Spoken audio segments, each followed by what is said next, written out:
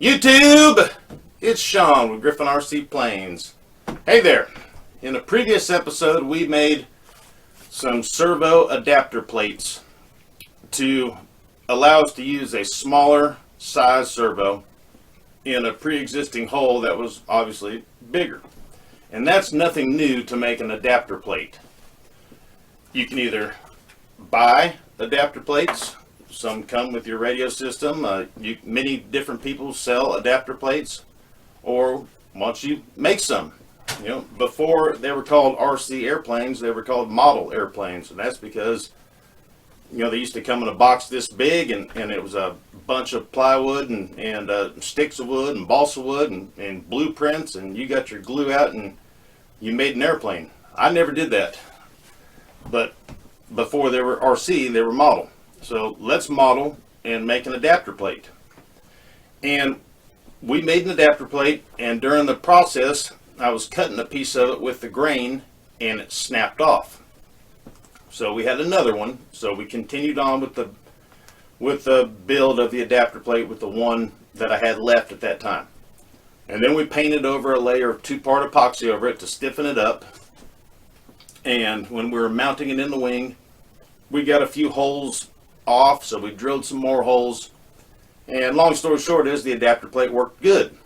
Well, instead of making one more and then having this one that has a couple extra holes in it, I figured I would use the good one as a template and make 2 more. So when I was getting ready to start working on making 2 more, I was thinking, what kind of wood should I use, and what else is there? And then I remembered how on my Edge 540 I used some plastic that was, I forget, it was a battery box or something like that. And I just cut out some squares of that plastic and made the adapter plates out of that. Then I came across what you're about to see.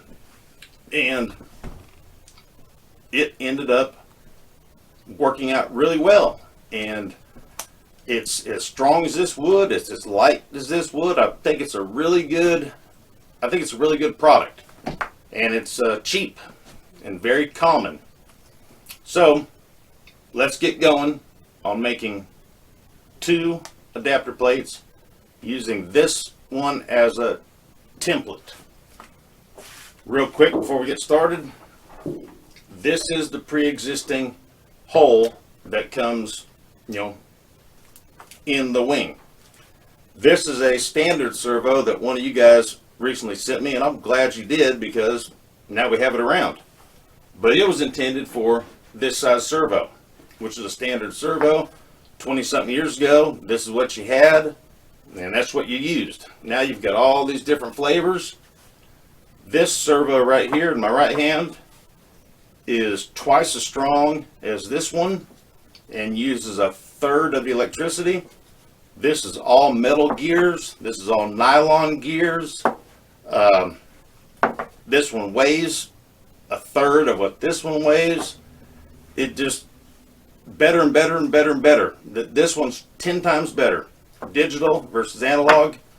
So why not adapt something to allow the smaller, more fuel efficient, more updated, let's get the better one to do the job. And making an adapter plate, nothing wrong with that. Everybody does it all the time.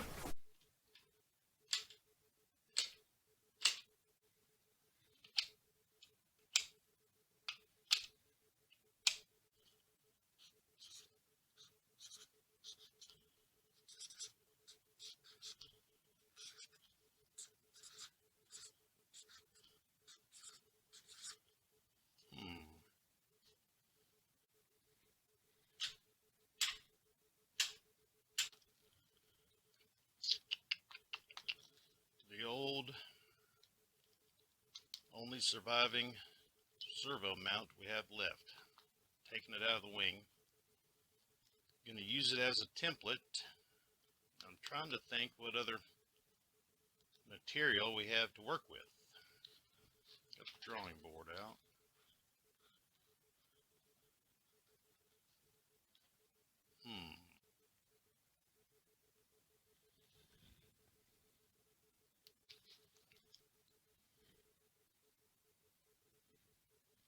Well, got to be lightweight. It won't crack easy like that wood did. Paintable. Cost has got to be down. Easy to get. Everybody can get it. All right, back from the hobby shop. So we got these U-Bro servo adapter plates. One size fits all, customizable, micro to large. Huh. Well, they were on sale for a free 99. I mean, you just can't beat free 99. Let's see what these things look like, huh? Well, I'll be darned. Look at that. Well, the first thing I need to do in order to use this material is to get a flat surface to work with. It's got this round edge on each side that needs to come off. And I'll show you guys here a close-up in a minute on how I went about doing that. But I got the box cutter here, and I'll make some scores down all four sides and then cut the edges with a pair of side cutters and pop off. I'll do one real quick like this, and then I'll show you over on the workbench. You know, the reason I'm doing that is so I have something flat to work with, like I just said, and we're only going to be using this middle section here. So let's just get rid of, no need to measure, just get rid of the outsides, all right? Watch your fingers when you're using sharp objects like that. I put a pretty good bit of force. And then take some side cutters and cut that little lip right there. Then I have a pair of needle nose, and I kind of grabbed it right where I made my score, and then I'm holding the back side, okay? And I'm still holding the back side right where the score is, and I'm working on down. And you do that 4 times, and now you've got the flat surface to work with. I'll show you guys this on the workbench. Let me show you guys this scoring thing. When you're standing up and you got more leverage and all that,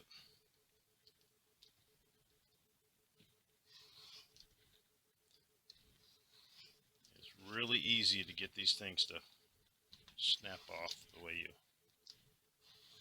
want them to. Got a little more control being standing up like that.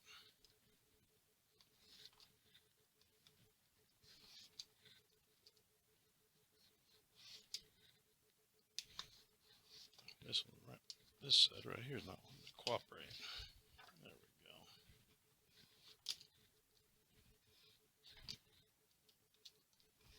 Yeah, I'm putting a good little bit of force, but it's a little easier. Then we snip right in that, I don't know what you call it, a beveled edge or a rolled over edge or something.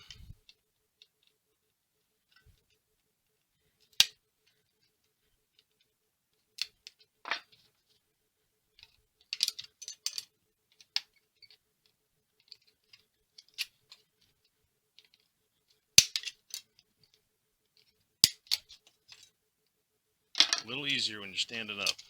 And now you got that flat surface to work with. All right, let's get us a, since we got the one straight edge to work off of, that's up there, up against this side in the square. I put our template down, and then on my cutting board here, I have this I don't know, metal brace for building some sort, and then a clamp.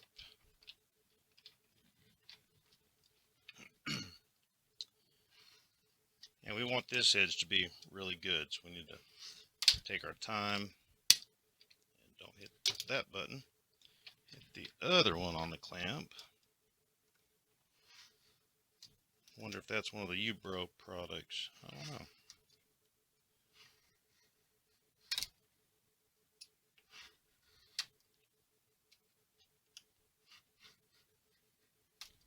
I can feel that it's pretty deep in there. So we'll go over it again here.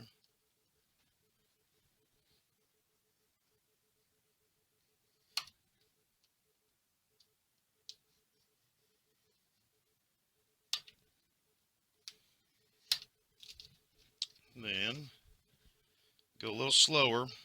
Grab it with your needle nose, and I put my finger just behind where I want it to snap, and then kind of work it a little bit in a few spots before you crack this side off.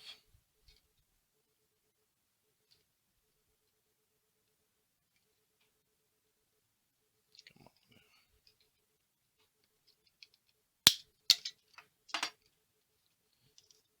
And now we've got one of our good sides. We'll make another mark. We're not using this template as a square, we're just using it for the width.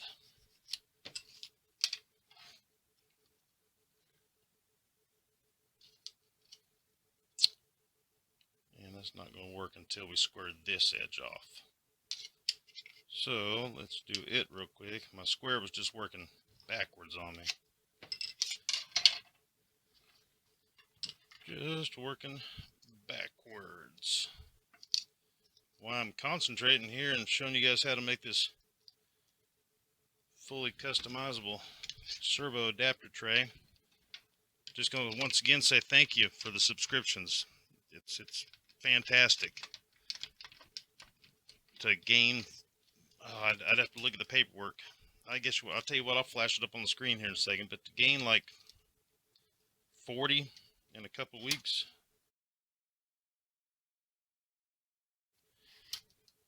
that really has made my day, and this makes me want to keep on doing this. And I'm working on how I'm doing it and how I'm recording it, and it's getting better. And I'm working on the computer part of it, because that's one of the real frustrating things is I've learned a lot about memory in a computer and how fast they need to be and how much room you need, and that has limited how I can do stuff. You know, a 20-minute video might only be, 2 gigabytes or something, but it might take 10 gigabytes to make it. You got a bunch of memory out of this camera, a bunch of memory out of that camera, then it goes into the editor, and then the editor turns it into film, and anyways, and it just takes a lot of memory up before it finalizes it and compresses it all into one video. And it's maxed out what I have, so I'm having to make these in sections and then put them together, and anyways, I'm actually glad it's happened like that, because I've learned a lot about computers and how they operate. And I said this in a video a while back that until YouTube, I didn't know what a OneDrive was. Before YouTube, if I needed to download something, whatever the case may be, I just clicked it. I didn't know where it goes, and I didn't even care. Then I started doing these videos, and I would transfer the video from the camera into my computer, and then I could watch the video on the computer. And then when it was time to put the video into the editor, I couldn't find it. So then I'd go back through the whole process. It's right here. I can see it. It's right here. But then I go back to the editor, and I couldn't choose that video. Well, come to find out, my computer was full, and it was automatically putting overflow information into the OneDrive. The OneDrive comes with your Microsoft account for extra storage that you can buy. which is good, and it's not that pricey. But you've got to have good, fast internet, or it's just as slow as what I'm doing now. You know, making 15 minutes of video, finalizing it, parking that somewhere in the computer, then making another 15 minutes and putting them together. If you want to finalize, 20 gigabytes, it's going to take my computer overnight, and I've done it. I've gone to bed and woke up the next day and it's on 72%. So, and that's, in doing that is with, my memory in the computer not being all that good. If you buy that extra memory from OneDrive or Google, just the drive, if your internet's not fast, you're not gaining anything. So I need more memory in my computer and faster RAM in order to handle it, and I'll get there. If I wouldn't have figured this out with this computer now about the memory, then I wouldn't have learned about all kinds of stuff. Trust me, I've learned and learned and learned. I've learned more about computers in the past 4 months besides just the internet.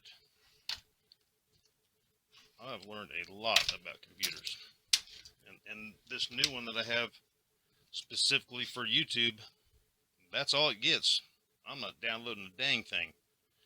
No apps, no emails, no hobby stores, nothing. Because I can't afford to let anything clog it up. All right, we're getting closer to our shape. And that was all out of the dang camera. Boom. All right, so now we have the width and plenty of length. So we'll worry about the length after we get the hole set for the servo, and then we'll set this up against the wing and figure out where we need to chop it off. All right, so we got our servo adapter plate almost made. Here's the template. We're going to worry about the length when we get it up against the wing. Right now I need to make the hole bigger for the servo, and not much bigger at all. So the first thing I'm going to do is figure out my width. And what we're going to use here is I have this vise, and I have a Dremel tool. This is just a burring bit, a little mini grinder. Let's see if this light helps.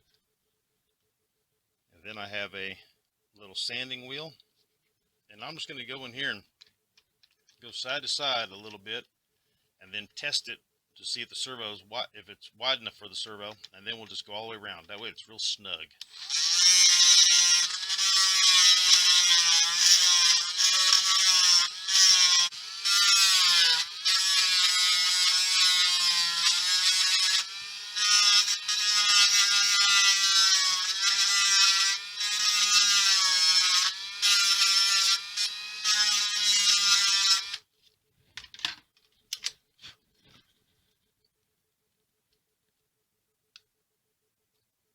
It's right there at it. So what I'm going to do now is put the sanding wheel on and go real big. Hang tight. Once we get our width and our height good, then we'll put that little small grinding bit back on it and clean it up real good.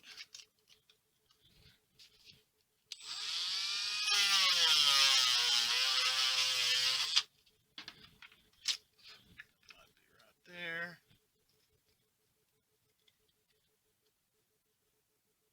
Yep, that's the right width and the right height. Once everything's cleaned up, I'm gonna put this bit back on and I'm gonna clean it all up real quick. Almost there. Just a little bit more.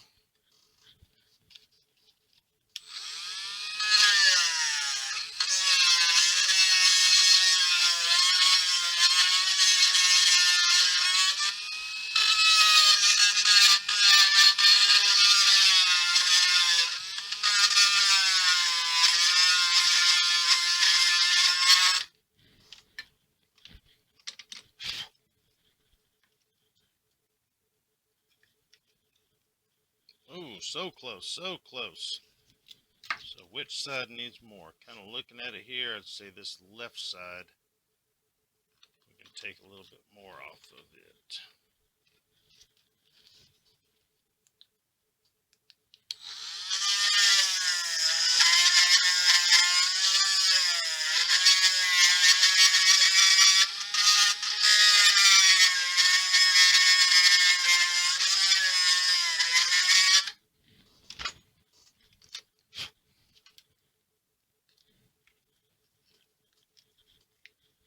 Boom.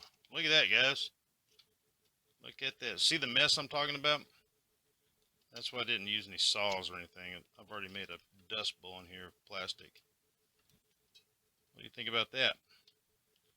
Now, we just need to get the wing out and then set this on it and see where we can make some other cuts. Here's our wing. I've taken the other adapter plate out, obviously. We've been using it as a template.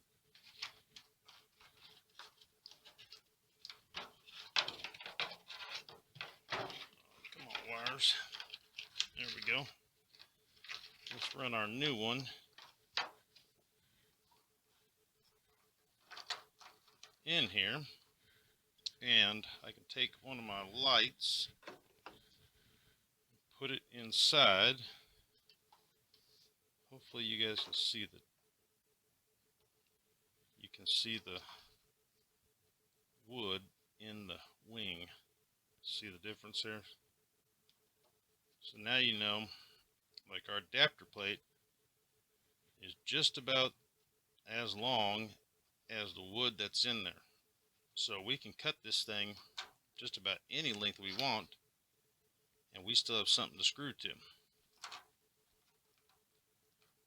But you want to make this as light as possible. So I said we cut it right around these holes here. There's really nothing we can do about that but just dress them up and kind of live with that. But this is actually a good material to work with. So I cut it to length after we just took it off the wing. I made it a little bit longer. I used the same method with putting this triangle down on it, clamping it, scoring it, and then I put it in the vise, and I used the burr bit on the Dremel, and the holes right here, I just kind of made them these horseshoes just to do something with them, make them look a little bit different. You know, you can do whatever. You know, you could make it rounded up here and come just below it, or you could utilize that hole. You know, if your plane was bigger and needed a big screw or something. And then put some sandpaper down here, and I just cleaned up all the edges, and the side that faces out when it's on a wall, you know, was real shiny and paint wouldn't stick to it. So made sure it's roughed up real good where some paint will stick to it.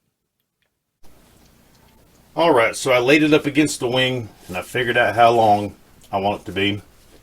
The one on the right is the one we've been using as a template. The one on the left is our new improved. I'm going to throw a little paint on it and then put the servo in there and then into the wing. We've done all these steps a few videos back when we used the this wooden one. So if you're looking for any kind of information on mounting the servo directly in the wing, just go back a few videos.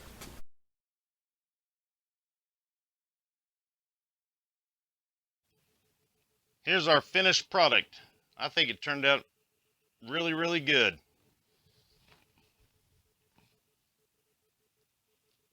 You guys tell me what you think about it. Here is the adapter tray for the other wing. Need to put some paint on it, drill a few holes, and then get the servo set up in the other wing just like this one.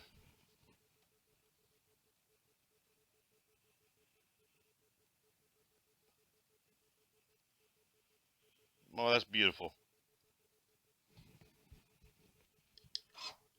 Well, thank you for watching This Old House. Well, I mean, I guess using house products on your RC airplane.